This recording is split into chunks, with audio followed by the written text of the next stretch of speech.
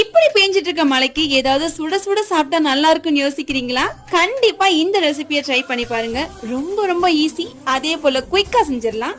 ஒரு பாத்திரத்துல 1 கப் அளவுக்கு ரைஸ் ஃபிளார், 1/2 கப் அளவுக்கு கோதுமை மாவு, தேவையான அளவுக்கு உப்பு, 1 கப் அளவுக்கு பெரிய வெங்காயத்தை குட்டியா சாப் பண்ணிருக்கேன், கறி, கொஞ்சமா கொத்தமல்லி இலை, கூடவே லைட்டா சீரக பவுடரும் நான் மிளகாய் தூளும் ஆட் பண்ணிக்கிறேன். மிளகாய் தூளுக்கு ஆல்டர்னேட்டிவா நீங்க பச்சை மிளகாயை கூட கட் பண்ணி போட்டுக்கலாம், உங்க காரத்துக்கு தகுந்த மாதிரி. இப்போ இந்த மாவுல கொஞ்சம் கொஞ்சமா தண்ணி ஆட் பண்ணி இந்த மாதிரி நான் மிக்ஸ் கொடுத்துக்கிறேன். இப்போ நான் கலக்கிருக்க இந்த கன்சிஸ்டன்சிக்கு மாவு இருந்தாலே போதும். கொஞ்சம் கொஞ்சமா கையில எடுத்து போடுற அளவுக்கு இருந்தா உங்களுக்கு ஈஸியாவே இருக்கும்.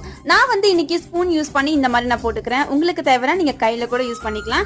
இப்ப நல்ல சுட சுட இருக்கிற ஆயில குட்டி குட்டியா இந்த மாதிரி உருண்டை மாதிரி போட்டுட்டு இப்ப நல்ல நுரையில அடங்கினதுக்கு அப்புறம் எடுத்து சாப்பிட்டு பார்த்தா அவ்வளோ டேஸ்டா இருந்ததுங்க. சொன்னா நம்ப மாட்டீங்க, இந்த ஸ்நாக்ஸ் அவ்வளோ டேஸ்டா இருந்தது. கண்டிப்பா ஈவினிங் டைம்ல ஒரு டீயோட சாப்பிட்டு பாருங்களேன், உங்களுக்கே பிடிச்சு போயிடும். அப்புறம் என்ன, இதே மாதிரி ரெகுலர் வீடியோஸ்க்கு மறக்காம லைக் பண்ணிட்டு போங்க.